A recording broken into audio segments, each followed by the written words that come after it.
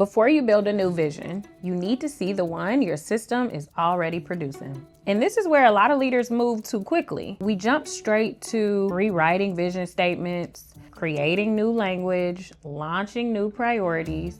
But if you don't understand what your system is already producing, you risk redesigning something that will create the same inequities you're trying to disrupt.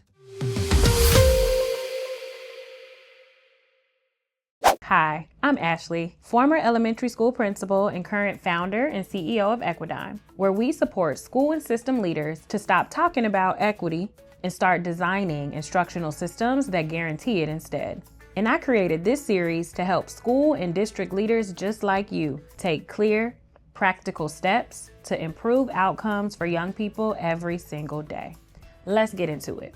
So when I think about building an instructional vision, I'm not just talking about clarity. I'm thinking about equity, because your instructional vision is what determines what students consistently experience across classrooms. And if that vision isn't clear or isn't built with equity at the center, students will experience your system very differently. Step one is to surface your current, often unspoken instructional vision.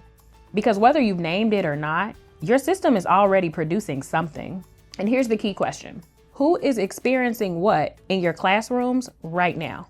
To answer this, you can look at what students are being asked to do, who is being pushed to think, when and how and why, who is getting access to grade level work, and who's not. Because equity starts with understanding how your system is currently distributing opportunity. Step two is to get crystal clear on what you want to see instead. And this is where equity has to be visible. Not just, we want engagement, we want rigor, we want project-based learning, but what does equitable instruction actually look like, sound like, and feel like? Are all students engaging in meaningful thinking? Are all students accessing grade level content? Are multiple perspectives and identities showing up in learning?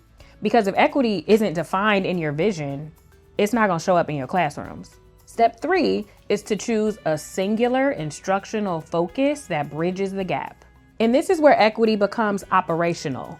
Because when you choose one clear focus, not two, but one, and reinforce it consistently, you reduce variation. And reducing variation is one of the most direct and strategic ways to disrupt inequity in a system. So now, instead of a vision that lives on paper and is pretty with the logo, you have clarity about who is currently experiencing what, clarity about what equitable instruction looks like, and a focused strategy to move forward. And that is how vision starts to actually shape student experience. And this is where leadership really matters, because once your instructional vision is designed, you have the opportunity to reinforce it, to coach toward it, to monitor it, and to protect it with integrity. Not just for some classrooms or for certain teachers, but for all students.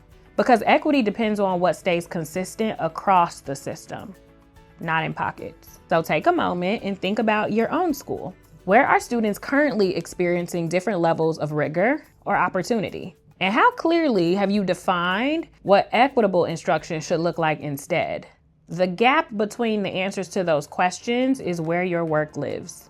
Equity doesn't happen just because you say the word or just because you named it. It only happens when you design for it.